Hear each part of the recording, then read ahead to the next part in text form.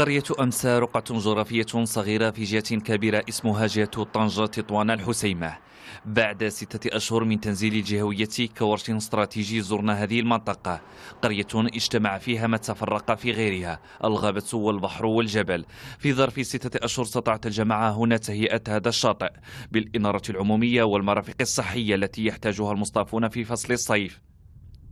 هذا المشروع بالنسبة لرئيس الجماعة هنا هو مقدم إلى ساكنة منطقة أمسا وإلى الجهة عموما، لكن ما ينتظره رئيس الجماعة من الجهة هنا هو ربط الجماعة بشبكة الماء الصالح للشرب. الكهرباء ديال العالم توسع، والكهرباء ديال العالم القروي والماء الصالح للشرب، المتدخل الأساسي هو المكتب الوطني، الماء الصالح للشرب والكهرباء، ولكن المشارك هي الجماعة المستهدفة والجهة، بحكم أن الجماعة تنتمي إلى الجهة.